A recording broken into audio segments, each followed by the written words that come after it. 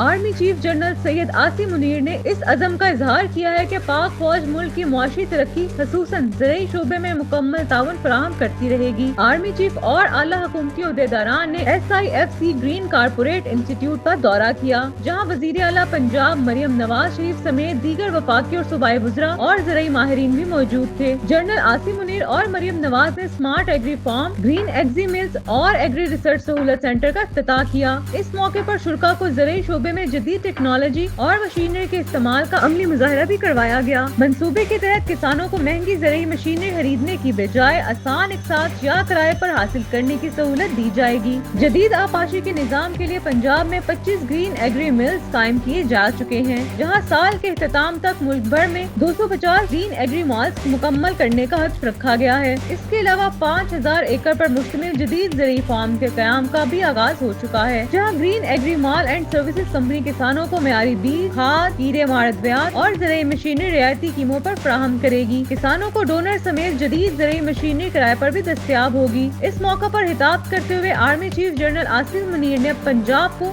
زرعی power house قرار دیتے ہوئے کہا کہ جدید زراعت میں صوبہ پنجاب اور جہاں کے کسانوں کا قائدانہ کردار قابل ستائش ہے۔ انہوں نے گرین کارپوریٹ انسٹیٹیوٹ کو زرعی ترقی کے لیے ایک حوصلہ افزا قدم قرار دیا اور یقین دلایا کہ پاک فوج ملک کی معیشت کی مضبوطی کے لیے اپنی حمایت جاری رکھے گی۔ وزیر اعلیٰ پنجاب مریم نواز شریف نے کہا کہ چولستان اور پنجاب میں جدید زرعی انقلاب کی بنیاد رکھی گئی ہے۔ ان کے مطابق اس منصوبے میں کسانوں کی ترقی کا نیا دور شروع ہوگا، جو زراعت کی بہتری اور پاکستان کی خوشحالی کی ضمانت بنے گا۔